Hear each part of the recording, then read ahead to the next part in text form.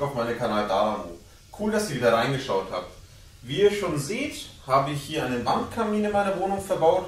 Den habe ich schon seit längerer Zeit. Und ja, es ist ein Bioethanolkamin. Der ist natürlich nicht anmeldepflichtig, auch nicht beim Vermieter.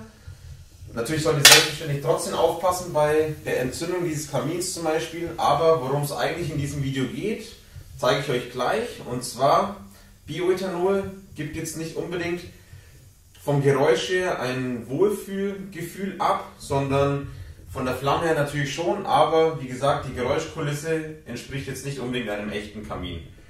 Dazu habe ich ein cooles Skill runtergeladen von Amazon Echo und ja, testen wir es gleich mal.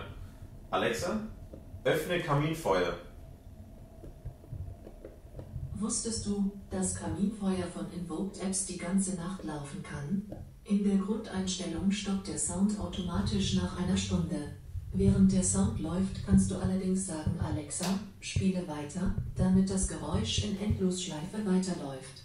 Sag einfach Alexa, stopp, sobald du lange genug zugehört hast. Okay, super. Okay, hier ist eine Stunde Kaminfeuer. Jawohl.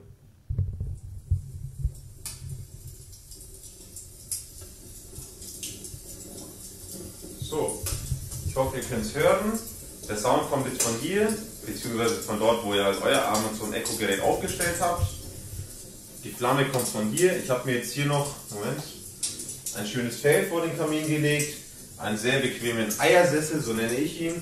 Und naja, wenn man mal ein bisschen was am Handy machen möchte und es mollig warm haben will, kann man sich einfach hier hinsetzen. Und er strahlt wirklich eine sehr angenehme Wärme ab. Was ihr natürlich beachten müsst, Leute, ganz wichtig ist, euer Balkon bzw. euer Fenster zu kippen, auch in einem anderen Raum, damit immer Sauerstoff nachströmen kann. Da natürlich, wie ihr wisst, eine offene Flamme, ob jetzt Ethanol oder Holz oder was auch immer brennt, dem Raum Sauerstoff entzieht und das könnte auf Dauer sehr gefährlich werden, wenn ihr über Nacht laufen lasst. Ich möchte nicht, dass ihr einfach einschlaft und nicht wieder aufwacht. So. Ich hoffe, dieses kurze, informative Video hat euch gefallen und wünsche mir an dieser Stelle von euch natürlich wie immer einen Daumen hoch für dieses Video. Wäre cool, wenn ihr Abonnent von mir werden würdet und die Glocke alarmieren könntet, um weiter auf meinem Kanal nichts zu verpassen. So, ich zeige es jetzt nochmal ganz kurz zum Schluss. Wie gesagt, hier ist die Flamme, die eigentlich so gut wie geräuschlos ist. Von hier kommt der Sound.